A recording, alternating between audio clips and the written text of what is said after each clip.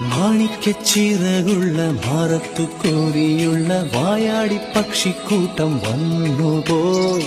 കാടൊന്നു കാണാനായി കൂടൊന്നു കൂട്ടാനായി ആകാശപ്പുഴ കുതിച്ചുപോയി. കണ്ടു മലനിര